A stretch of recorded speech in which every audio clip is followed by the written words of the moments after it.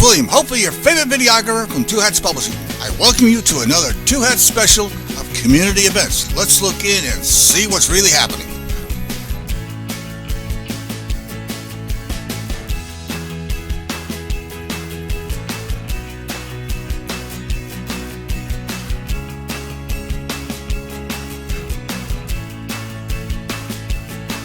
Matt come up and Scott and Bob. I'll introduce everyone, or I'll maybe let them introduce. I can't do as good a job as Jim did, so I'll let everyone else. I'll let you guys introduce yourself. Is there? Sean, does this one work? So, my name is Bob Henry. I am Associate Principal at Bargain Associates. I'm just going to talk loud. I'm an Associate Principal at Bargain Associates. I've worked in downtown Dallas for the last 18 years.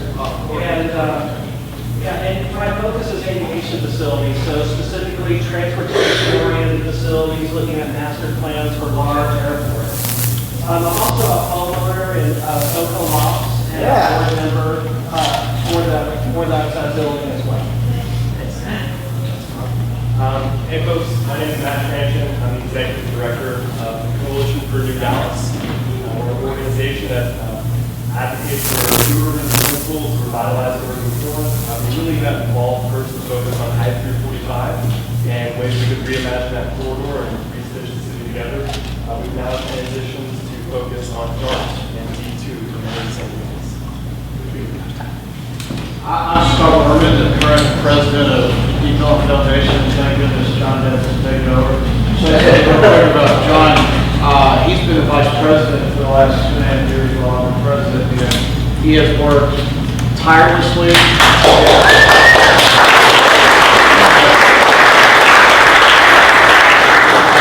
As well as a lot of other board members. Bud Melton here is a board member.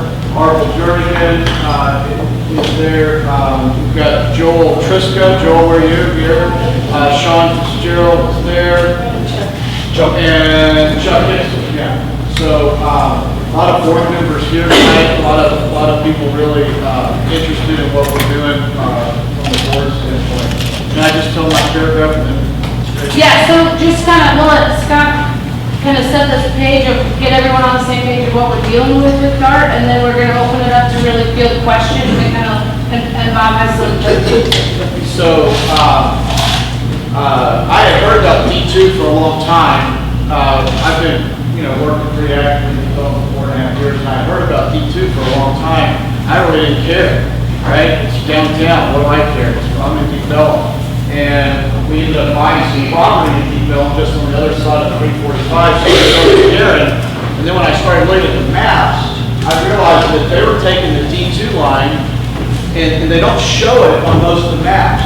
90% of their maps don't show what's happening in development. But they're bringing the D2 line. Right now they're trying to do a surface line. They're bringing it under 345, and it's going to diagonally come into the main street at the intersection. So if there's a big square, intersection, this is Good Letter, this is Main, they're going to bring it in diagonally, and it's going to come right into the intersection right there. So it makes no sense that they're creating a five-way intersection with trains side by side, and then it's going to have a split, and it'll go north up to the Good Latimer line that's already there, and then it'll go east to go on the line that runs over toward Baylor. And that split will be in the middle of the Elm Good Latimer intersection.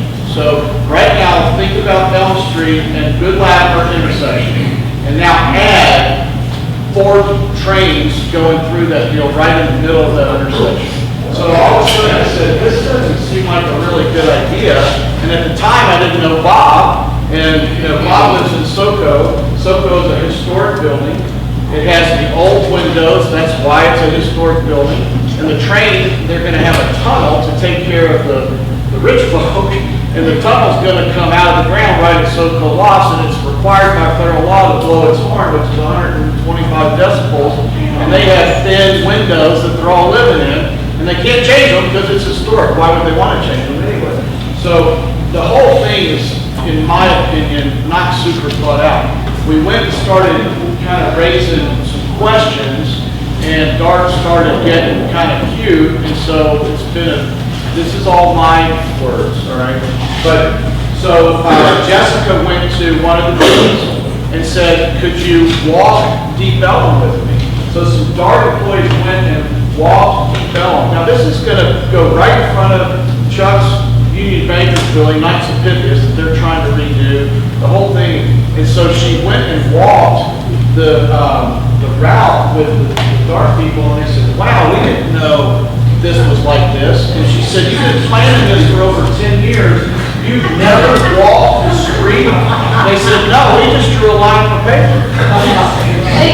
Sorry, can I jump in? Yeah. They had no idea Uplift was right there, and were using Monument Street for their carpool routes. They had no idea, they looked at how narrow the intersections are and how at one point the consultant just kind of looked at it and he looked pretty terrified on his face, like, I have no idea how this is actually gonna happen. They tried to explain that it would help clean up pedestrian traffic because it would make people walk where they're supposed to walk. And then at the end of the meeting, he said, I don't know how you clean any of this up with taking away lanes of traffic. So there was a lot of going back and forth within the meeting. It was pretty revealing again, not doing the research before design decisions were made. And it was really frustrating. So, but it was really great that they were open to coming out and seeing the space and that they wanted to learn more about it, I feel.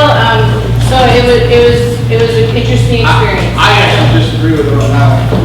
We just went to a stakeholders meeting at Dart, and they had us rank the Wood, Jackson, and Young Street alignments, which is a tested part of the D2 line, and they didn't have anything about more SoCo walls, right? And so they don't show it on the maps.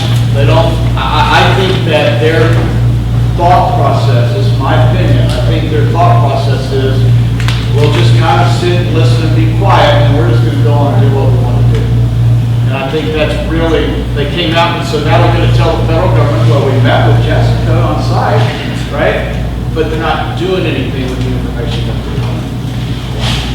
So I'm going to go through this PowerPoint presentation and talk about negative impacts that the D2 alignment has for the entire alignment, and then talk about a series of solutions that could potentially be a better alignment. There's more than one alignment that could be a better alignment. It's just bringing forward ideas. So the important thing to think of, I'll talk a little bit as the sun goes down. The important thing to think of is that they're in the project development phase right now with the federal review process. So a lot of the feedback we hear from DART is that the LPA, the locally preferred alternative that has been put out and blessed by City Hall, that they're locked into that. That's the only option they can look into. We're not 100% certain that they're right. We think from what we read in the project development criteria for the Federal Transportation Administration, they can still change the alignment. Now, they have their blinders on, and this is the alignments they're looking at.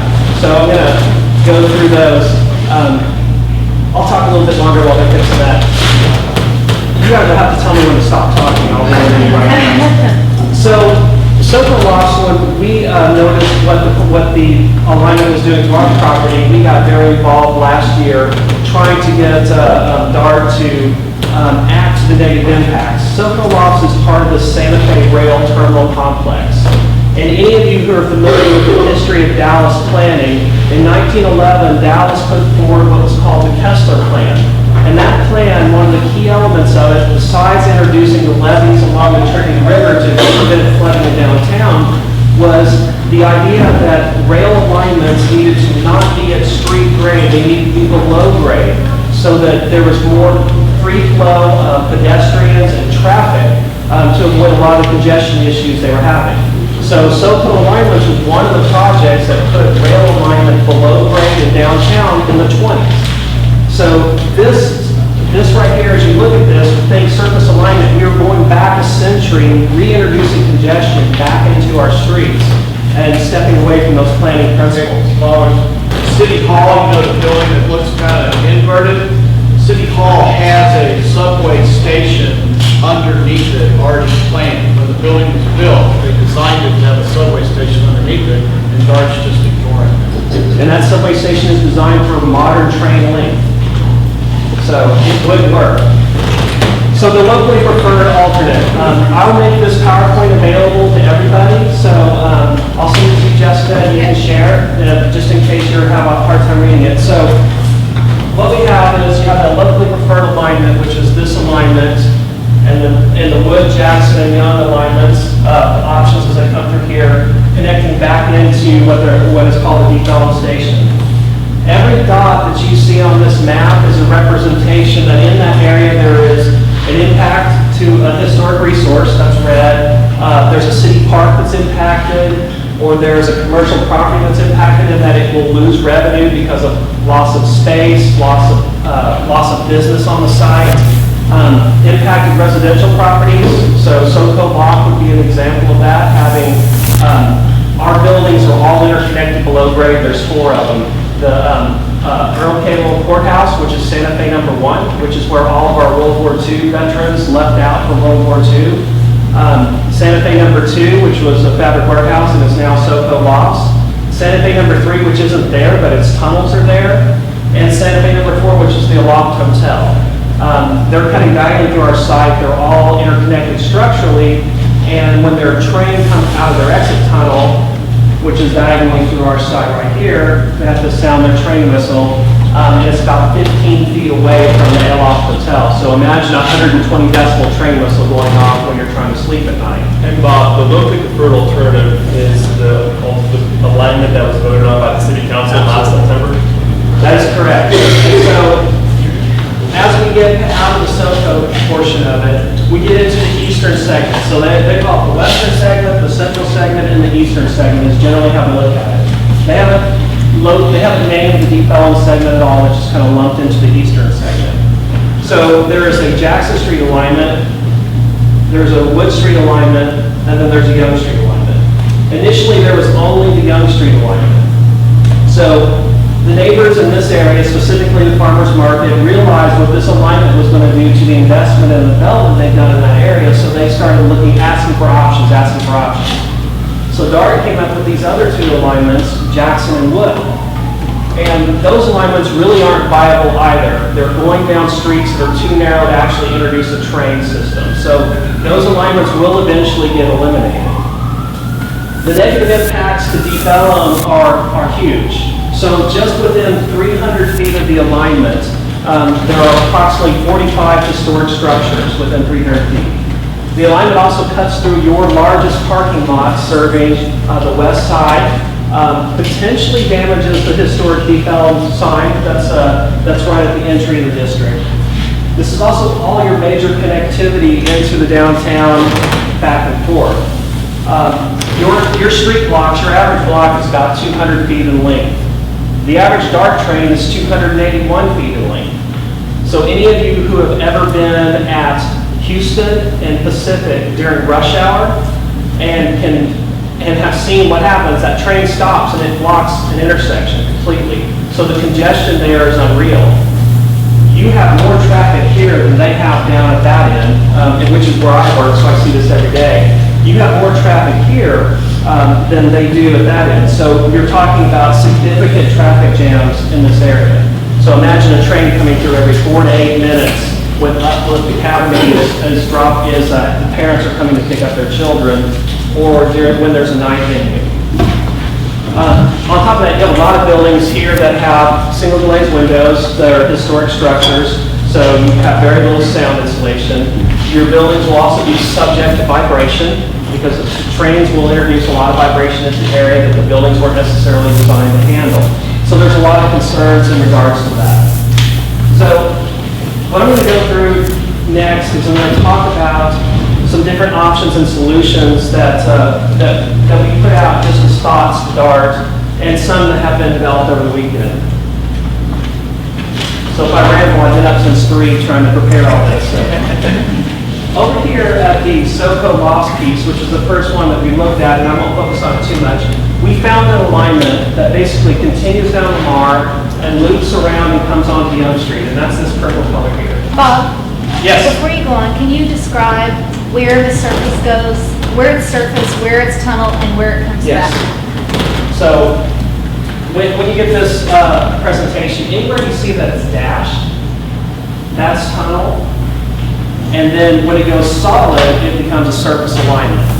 So basically, let me go back one more, sorry, on the LPA. So right here at this point, this is all surface from this point to this point. So from the Loft Hotel until it ties into the existing alignment over here, that's all surface alignment. On this side at Woodall Rogers, it is all surface alignment.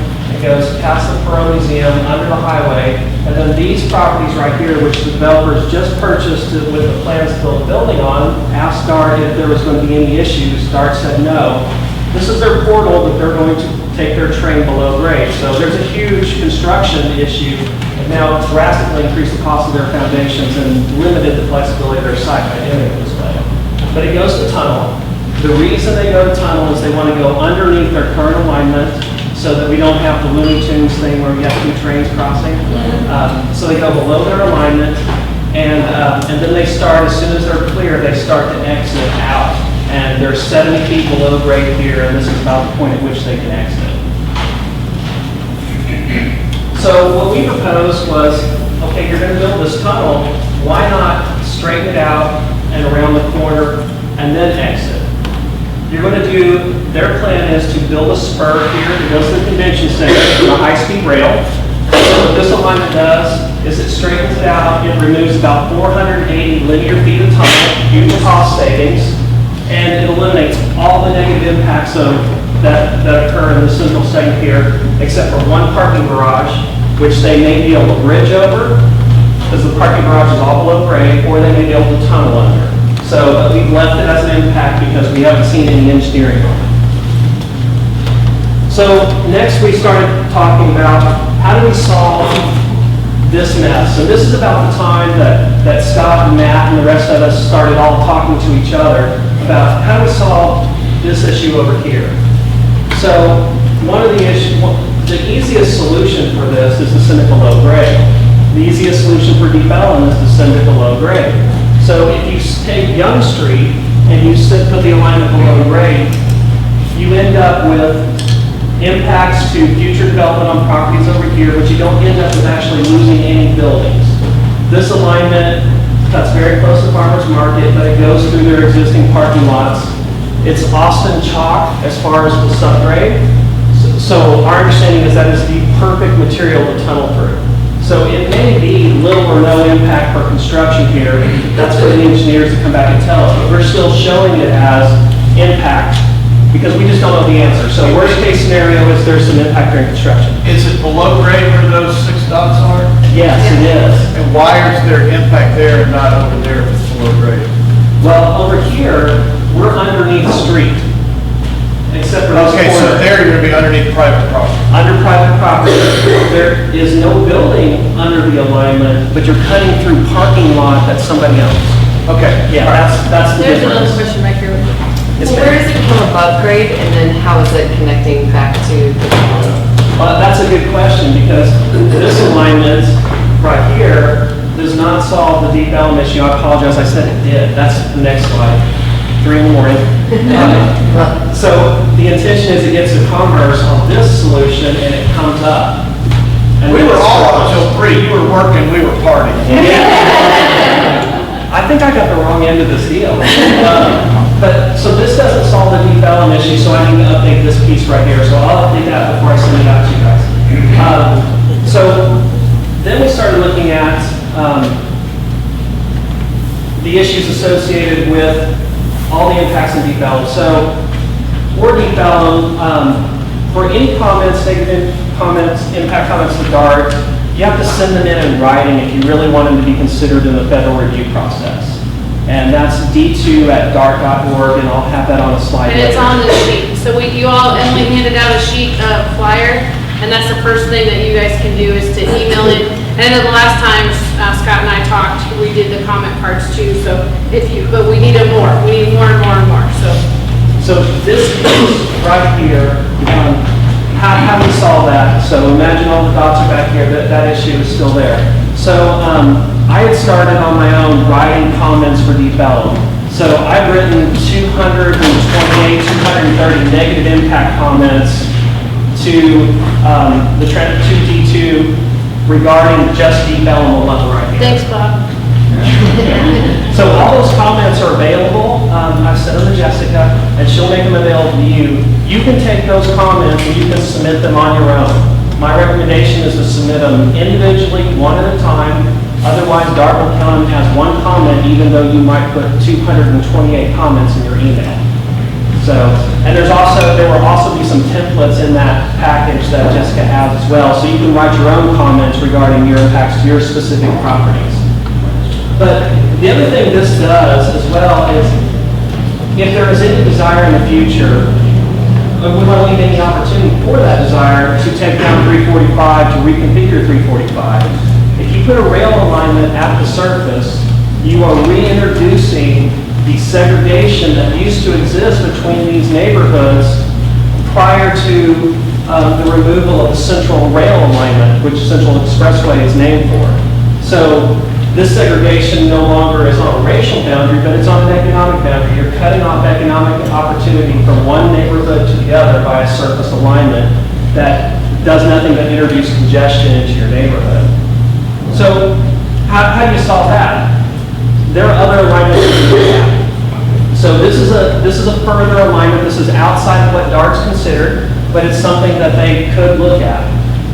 So one of their concerns, I'll go through the goals as I understand it. One, this alignment is here for regional rail relief, for people who live outside Dallas to get through Dallas as fast as possible, or to get to their jobs in the suburbs, or their homes in the suburbs. And they also want to have a connection to this future high-speed rail. I say that because we've been told that this is also for our own transit improvement as well. But when you have a station at Bank of America, and your next station is all the way over here at City Hall, that tells me your goal is to get through here as fast as possible. Because at a minimum, you want your stations a half a mile apart. Look at the Pacific Mall, if you're questioning that, and look at how frequent the stations are. They are much more frequent. So if your goal is truly downtown transit, there would at least be one more station in the middle here, which isn't there. And then there's a station over here in the farmers market area that's being considered, but may or may not be there. So it could be that there's an Empire station at City Hall, there's the Deep Ellum station, and then there's a station at Bank of America. So regional rail relief is really one of the primary goals. Bob, can I interrupt you just a second? Yes. So at one of the stakeholder meetings, I asked them, tell me what you're trying to do. And the DART, this is a direct quote, we wrote it down, and then I read it back to him and said, is that exactly what you said? And he said, absolutely. And Jessica was there and several other people who heard it. DART with the D2 line is not trying to address a localized need. We're not trying to shuttle people around downtown Dallas. Even though it's contained within downtown Dallas, this is a regional project. So basically they've said, we really don't care what happens in downtown and surrounding areas. We're just concerned about our regional relief. And I think there's a bad thing to say this. So if your concern is just regional relief, then what they're trying to do is they're trying to address the congestion that's on Pacific. The congestion that's on Pacific exists because they created a surface alignment because they made a compromise decision 20 plus years ago. You cannot have a high-speed regional rail system that cuts through streets that has to deal with vehicle traffic and pedestrian traffic and the slower speeds that result from that. So a lot of their congestion and choke point is a result of a poor decision made a long time ago.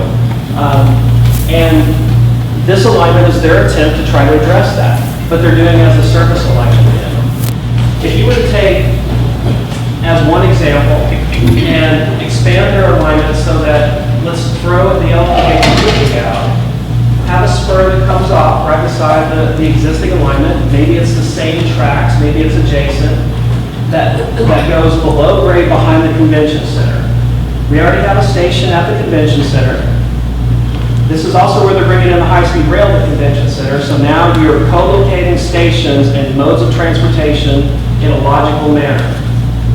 Continue that below grade along, and please correct my pronunciation, I butchered this street name, Cadiz, is that correct? C-A-D-I-Z? Cadiz, thank you. So along Cadiz, make the turn, I'm terrible at pronunciation of that street name. Make the turn on Harwood and continue below grade on up Harwood to the East Bus Transfer Center. Again, connecting modes of transportation, logical, creating regional connectivity. And then continue into the existing tunnel system, which they can run their tracks whichever way they wanted at this corner. They have lots of options as far as your alignment. It eliminates all the negative impacts we have going through a congested, developed area.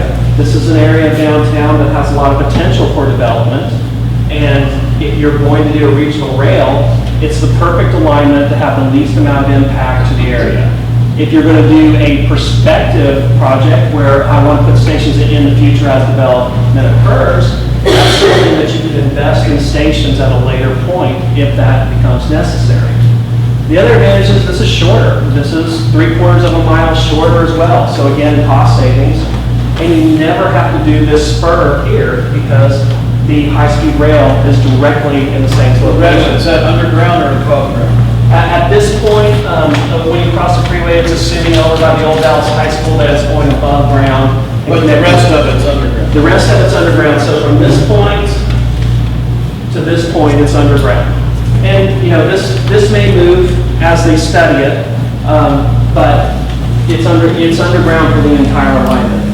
So I got one more, and I promise I'll stop talking after this. The other option, which would be even less cost impact to the overall project, is keep it as a surface alignment to this station that already exists at the convention center. And then once you pass Griffin Street, there is space over here, and looking at that area, it looks like you could take a portal down to a below grade option at that point, continue along the same street, how do you pronounce it? Cadiz. Along Cadiz, I'm going to learn this.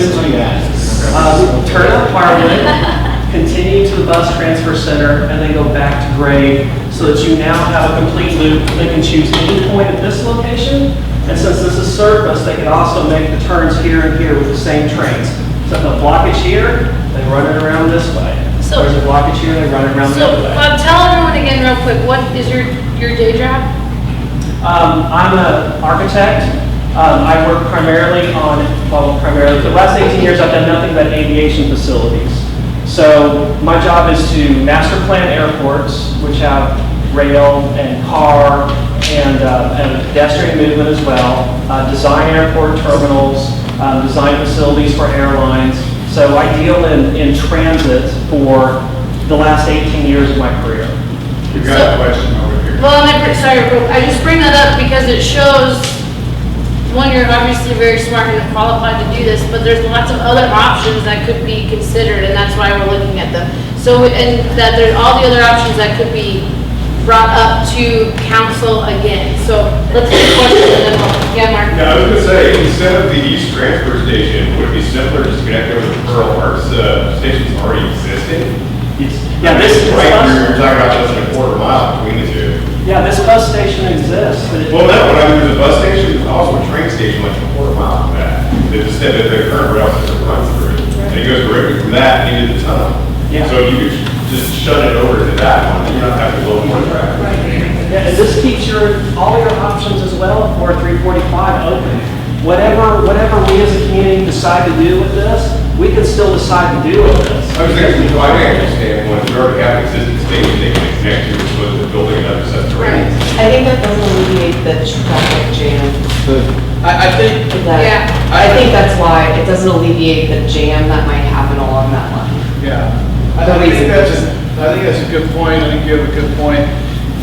Kind of the overall view is there's a lot of ideas that haven't been discussed, and that's what Bob is trying to show, that Dart has said, this is the line, this is what we're ramming through, and there's a lot of good thinking that can take place. And in the stakeholder meetings, which a stakeholder is someone who they deem has a material interest, right? It's not the community DECA at large, it's just someone who in the stakeholder meetings, they continually try to push a certain route through. So what we would love to have is some open meetings for you to give your idea, for you to give your idea, and so Which forth. there will be, that's a great lead, Scott. On the thing, there will, on your handout, the next public meeting is June 15th.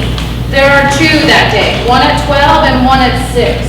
And we need to pack those out. If you can go to both, please go to both. If you can only get to one, please at least get to one and bring your entire family there. But just, we need to make sure, that's what that sheet is for, to make sure you guys know what we're asking you to do and how you can get involved really easily, is to show.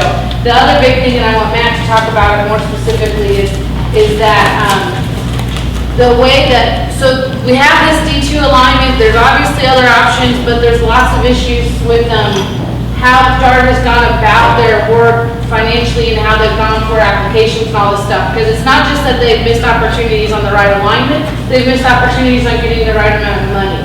So I'm going to let Matt talk about that, but we want to make sure that, Real quick, I just want Matt to brag on himself enough. Matt has worked in the Obama administration in DC. He has worked in Dallas for the Coalition for a New Dallas, which was basically set up to force TxDOT and a lot of other people to really, really seriously look at tearing down 345. And so he's been in the face of a lot of bureaucrats, and he's done a great job at that. And so he's not just another pretty face. He's really involved in this. And so he's done an incredible amount of work the last couple of months on this. And so I just want you to know that Matt this is what he does. He's working on getting 345 torn down and proving that it can be. And then this is another layer to that. So I didn't want you to think he didn't have a vested interest in all this. Thanks, Matt. No, Scott, thank you. That's a great introduction. I know everyone wants to get out of here soon. In fact, if you know the score of Game 2 of the NBA Finals, please, God, don't tell me. I'm recording it. But we're passing out some handouts. Basically, I think it's easy to say that wouldn't it be great if, but unfortunately in politics and policy, rarely is meritocracy actually have a role. All you need to do is look at Love Fields and the DART line that abruptly stops one station short. We don't have enough copies for everyone, so I'm going to try and hand these around. But basically what I want to get to is to show you why what we're talking about is actually possible. Now, in the last couple of weeks, there have been some revelations with how DART has handled their application. And it's going to completely change the debate for our city council and for DART board members. And I want to talk about it, but if you thought Bob was getting into the weeds, I'll do my best to keep this at 30,000 feet. But, one of the challenges, when we first started the coalition, it was because we had this piece of transportation infrastructure that had divided our city generations ago. And the idea of how can we reconnect the city, how can we bridge that divide? And that was our focus. But when DART came up, we saw a lot of the same language being used for people kind of pushing back and saying we don't want another surface barrier dividing our city, breaking up our neighborhood. And so we looked at it, but the biggest challenge was city council has already voted on the locally preferred alignment. We have voted on the Jackson alignment. The train has left the station, so to say, and we're kind of stuck with what most people would agree is a really bad option. The challenge we heard from day one was we don't have the resources to finance the subway. Yes, the subway would be ideal. Yes, it would generate a tremendous amount of economic development. Yes, it's more reliable, it's not impacted by weather. Yes, it goes at faster speeds. Yes, it carries more capacity. Yes, on almost every single level, it's ideal. We can't afford it. And so last week at the D2 stakeholder working group meeting, the vice president of capital projects got up there and said to the 80 plus property owners, he said, you know what, the reason why you're currently only looking at Jackson, Wood, and Young is because we don't have the money to finance the subway, and if we ask for $1 more, the entire project that's currently going through FDA evaluation would be jeopardized. So the whole project, a $650 million project, would be degraded. Unfortunately, he's wrong. Well, fortunately, he's wrong.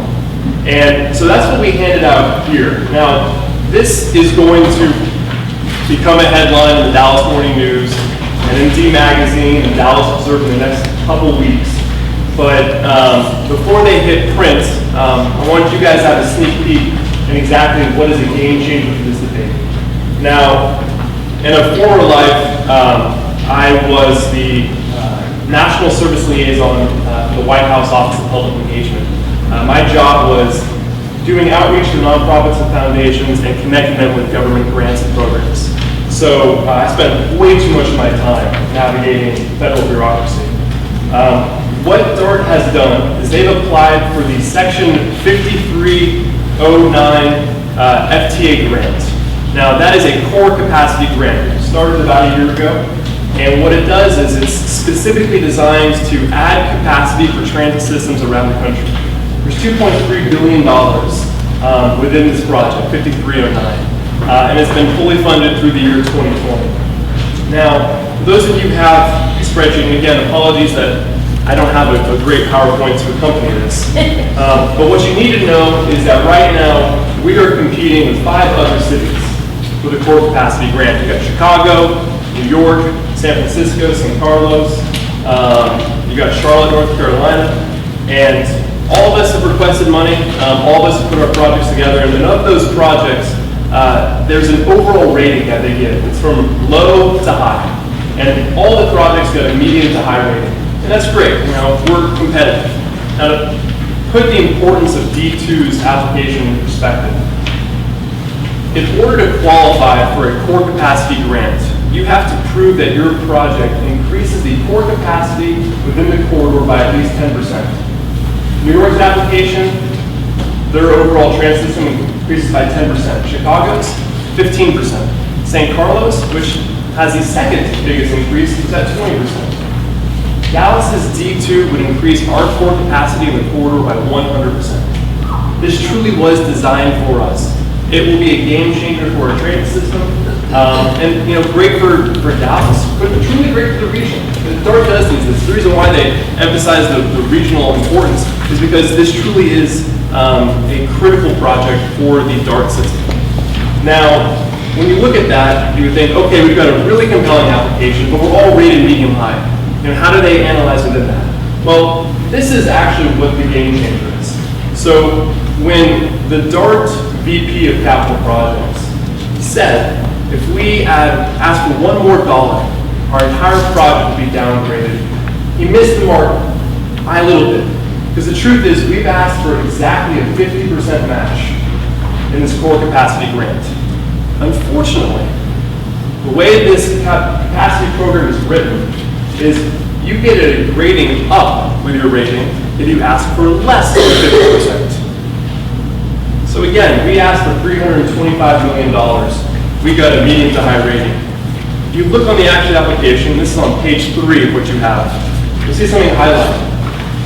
It says, if the summary local financial commitment rating is rated at least a medium, and the capital investment grant program shares less than 50% of the project's capital cost, then the summary local financial commitment rating is raised 1 level. Now that sounds really dense, and I am bored reading it, but what it comes down to is had we asked for just $1 less, we would have had the only high-rated project in this entire FTA grant. But we didn't. We asked for 50%. So there's 2 takeaways from this. Either we can ask for slightly less money and have the only high-rated core capacity project in the entire FTA program, or the other alternative is, because of the way this law is written, we can ask for up to 80% the FTA will finance up to 80% of the core capacity project, and your grading will not be impacted, between 50% and 80%. So because of that, they've left the door open. The idea that the overall project will be downgraded if we ask for more money is not true. In fact, we've asked for $325 million. That represents 50% of the overall project. If we ask for them to cover 80% of the project, we'd be asking for $1.3 billion, which would give us $1.625 billion, which is more than we need. In fact, one of the subway alignments that's not up here, but it goes along Commerce Street, DART themselves put the overall project cost at $912 million. So what we're going to realize is this notion that we can't ask for more money is patently false. We can, and we will, because our city council back in September, when they voted for this alignment, they were told just that. They were told, we had a seat at the table, we designed this program, we know what we're doing, trust us, this is what we get paid to do. We can't ask for more than $325 million or we're going to risk hurting our project. So they said, okay, of all these bad surface line alignments, we'll pick the one that's the least bad. And that's what they've done. Now, as those members have begun to realize that DART made a pretty significant mistake for a $650 million project, what they're going to realize is we now know that we could request up to $1.3 billion, and we wouldn't do that, right? There's some political calculation of how much money you want to request, because within grant making, it's a zero-sum game. But to put it in perspective, we asked for $325 million. San Francisco asked for $900 million. Chicago asked for $954 million. And remember, our core capacity goes up 5x to the nearest closest competition. So we have an incredibly strong application. We've got a lot of reasons why the surface line doesn't make sense, why it would impact historic properties, why it would jeopardize the economic development of the central business district. And development. I mean, here's the thing, all you have to do is walk up and down Swiss and you can see what a surface line does to potential development. The current surface line hasn't done anything for transit-oriented development. There is development around the current surface line in spite of that being there. This is a once-in-a-generation project. Whatever we choose to do with D2 will be there until we are all gone. This is one of the most important transportation decisions our city council, our county, our region will make in our lifetimes. And unfortunately, the decision they made was because they were given bad information. They made a bad decision based on that bad information. But that's going to change. And so in the next couple of weeks, there's going to be some articles coming out. Some finger pointing is going to happen. The city council, when they reconvene in August, they're going to go on recess over July. They're going to get another chance to vote on a locally preferred alternative. And that alignment is going to determine the future economic growth of our entire city. What otherwise could have happened, or what will happen, comes down to how involved everyone in this room gets. Because, when you think about who's going to be negatively impacted with what DART wants to do, and you think of the opportunity that could take place if we rally our city to actually fight for our city, it's tremendous. This is, as someone who's dedicated my life to focusing on tearing down the highway, honestly, this is more important because it's happening right now. The highway could be torn down in 5 years, 10 years, 20 years. It's going to come down. Trust me on that. But we're going to build a D2 alignment, and we can't change what we built. We're going to be stuck with it. So, for those of you who want to get involved, if you haven't already signed in, please go back, sign in, and where it says DART, whether you want more information, please put a check there. We'll send you all an email, let you all know about next steps. June 15th is when DART is going to be having their public meeting. And that's going to be an opportunity to speak truth to power. And it's going to be an opportunity for us as a city to mobilize around not just what's best for the region, not what's just best for DART, but what's best for Dallas. I mean, downtown Dallas, Deep Ellum, that's everybody's backyard. So I hope you all will consider getting involved and joining this because the debate's going to change soon. And this idea that, wouldn't it be great if, but it's not going to happen, it is going to happen. And that depends on you. So I hope you guys get involved.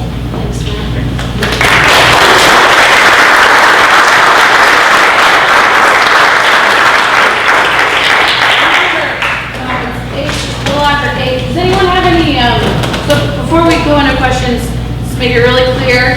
June 15th is the next public meeting. Please email, I put all the council members, I think that would be close to, Madrona for sure is DeBellum's, councilman. But email all of them, email anyone you know, and just ask them to start considering an underground solution. Just ask them what's going on with DART. They're always open for questions, and we need to start letting them know we're talking about it, because when they reconvene in August, they need to be fully informed of the right decision. So that's what, hopefully it's clear on this takeaway, is to, one, send in your comments to DART, or d2@dart.org, that's huge. 2, come to the meeting, and 3, email your council member. Got it? Yeah. And Jesse, let me just say one more thing in terms of what's possible. Right now, where we are in the applications, there's 3 phases of the core capacity grant. There's the project development phase, the engineering phase, and the construction phase. Project development phase lasts anywhere from 18 to 24 months. Within that phase, you can do 2 very important things. You can revise the alignment that you're proposing, and you can revise how much money you're requesting. So us going back to them and saying, you know what? No, we don't want a surface line. And now that we know that we can secure more funding for a subway, we want you to actually start a process, a merit-based, community-oriented process that looks at subway alignments and allows for everyone to make a decision on what's in the best interest of our city. Because we can change those 2 things, we don't need to start over. The process doesn't have to start over, it just needs to be revised. And so, one other comment as well, there's the approach to city council in getting our local political leadership on board, but there's also the federal review process that's going on in the background. And so your comments sent into that are very important. So I want to give you an example of how DART tracks in our last stakeholder meeting, comments that we sent in through Soco Law. So we circulated a petition, and we had 243 signatories to the petition, and it had very clearly on individual pages 32 distinct individual negative impact comments for that alignment. So if you do the math on that, that's thousands of comments that are negative impact comments. We showed up to the stakeholders meeting, we're given a list of what those comments were, because I had submitted the petition. I was the one commenter. They disenfranchised 242 people, the way they organized their chart, and that was one comment. There were 32 comments. So they totaled up 298 comments. 90% of them were from me. And then that invalidates a lot of the comments. It's one person complaining in the way they organize the information. If they had given everybody who would sign that letter credit for those comments, and then in the same format listed those comments out individually for each person, there would have been 8,042 negative impact comments in that just for SoCo alone. So if you take the 228 or so comments that I've written for Bellum, and you each start sending those in on your own, as well as writing your own, you're going to have a lot more impact and sway on the federal review process, which will help with the local process as well. Okay, anyone have any general questions, or Skype, anything else real quick? No, general question. Any general questions? I'm going to turn the lights back on, please. Matt? Yeah. The coalition page, the coalition website have a page about this. We are working on that. It's under construction. And the detailed information is going to have a link at some point too. Yeah, we'll have it, yeah. So does everybody here understand, or does any, so does everybody really understand how this affects Deep Ellum? Did that come across? Is anybody wondering what does it matter to Deep Ellum? Or is it clear? So it's coming right under here. This is Good Latimer right here. And and this little V is in the middle of the Elm, Good Latimer intersection, and then this comes in right here at Main. So this is a pretty substantial situation. The other thing that was said, I'm on the transportation committee for downtown Dallas Inc. I went to one, and Craig Mell, who's an architect, said that what DART did on this Good Latimer station is that was not supposed to have railroad ballast all over it. It was supposed to be a lot prettier. And DART said, oops, we ran out of money, so we're just going to throw some ballast on it. What's ballast? It's the rocks. Oh, yeah. Right? Yeah. So, you know, I'm having a hard time trusting DART right now. Right? So, anyway, other questions? Comments? What is DART's explanation for why the Deep Ellum connection hasn't shown in any of their maps and why they just kind of ignore Deep Ellum? Well, what is DART's explanation for why it doesn't show up on the maps? In the last stakeholder meeting, their response was, oh, we'll get to that, we just haven't gotten to it yet. We'll have another meeting and you get to comment on Deep Ellum. Well, the thing is they sent out the agenda for the next stakeholder meetings and that wasn't on the agenda. So I personally think, and I'm probably too blunt, that's why Matt's around. I personally think they're doing it on purpose to make us, you know, fall asleep at the wheel. Yeah.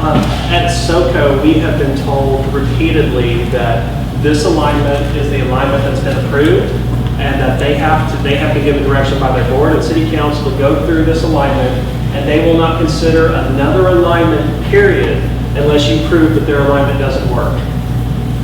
That's what the DART people. That is directly from DART representatives. They will not consider any other alignment unless you prove that this alignment doesn't work. Yeah. Jim Rogers? What is the position of the senator, the U.S. senators and congressmen representing this area? Matt, can you take that one? Yeah, we've reached out to Congresswoman Eddie Johnson's office. We're hoping to meet with her next week. We have not been in touch with either of the senators. Yeah, if anyone has a direct line to either Senator Gordon or Senator Cruz, that would be fantastic. Matt's is not so great. I can find all the rest of that. Yeah, Congresswoman Johnson's on the Transportation Committee in the House, and so we're,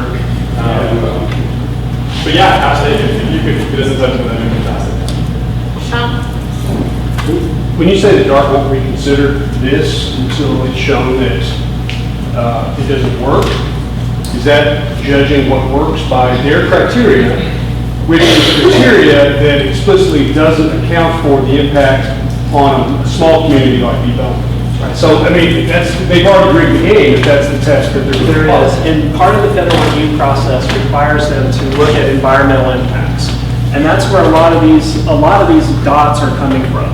So the environmental impacts, a lot of that applies to historic structures.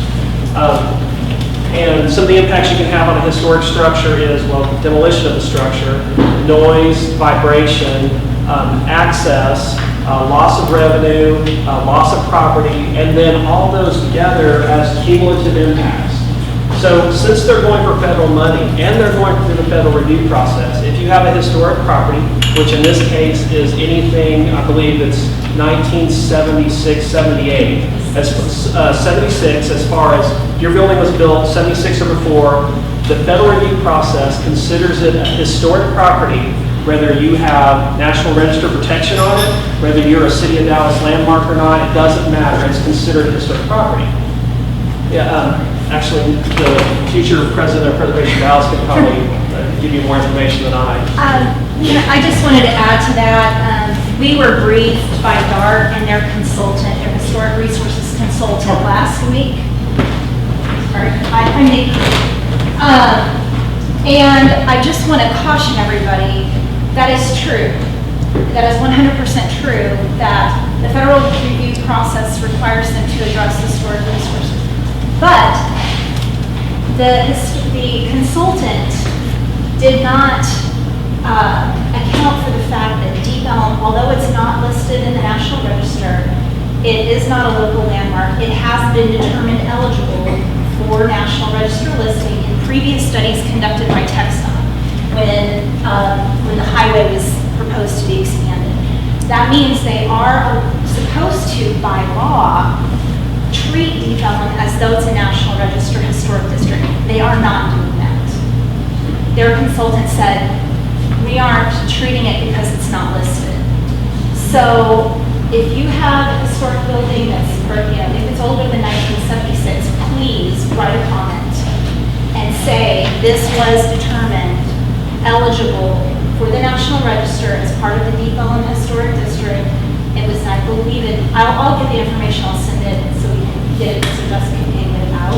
Because they're not thinking about that, they're not considering it, and it's a deficit in their study. Does this criteria only apply to buildings, or is it apply to more of a community-wide aspect? Is there a historical, because it's separating Deep Ellum from its past. Because that's, where that thing goes through, is where all the 1910 era buildings are. Yep. That's where the Deep Ellum, the Blues guys, the Central Track guys, that's all we have left of that era. And they're separating us from it. The district, because full disclosure, I worked on the study that determined that it was in fact eligible to be a National Register Historic District. I'll have to go back and look at the boundaries, but I think that it extended, I know at least on the north side of Elm and the south side of Commerce, I believe it went south to Cadiz. But I'll have to look at those boundaries. But the FTA has already agreed that that is an eligible district. So they should be treating it as though you are, and you should have all the federal protections that come along with the National Register of Historic Districts downtown, Harbor District, everything like that. But yeah, you can be eligible as a building itself, as a district of all of Deep Ellum. And I believe in that study there probably were determinations of eligibility on specific buildings as well. But I'll get that study and share it with you guys so you have it. Yeah. Any other big questions or comments? How new is this to most of you? Has anyone, is this the first time you guys have heard of this? Yes. Thanks for coming. So, and thank you to these guys up here for doing so much work.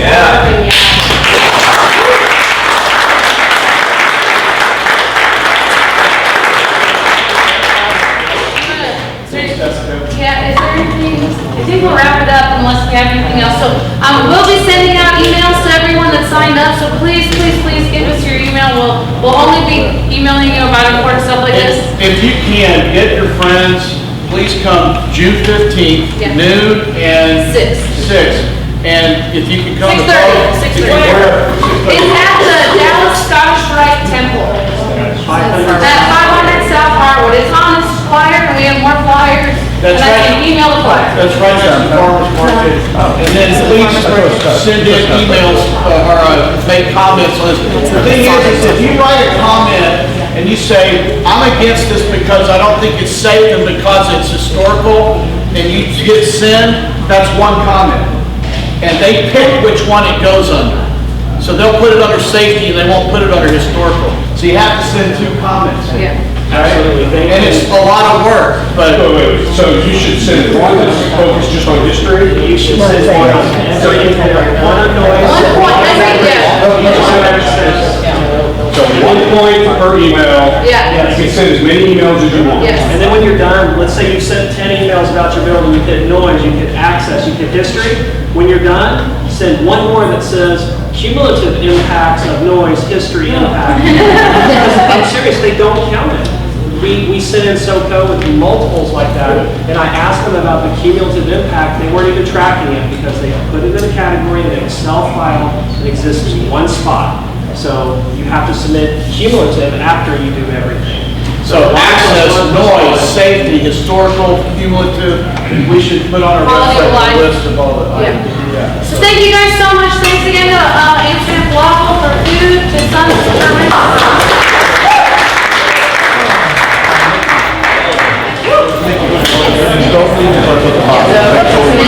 This is William, hopefully your favorite videographer from Two Hats Publishing.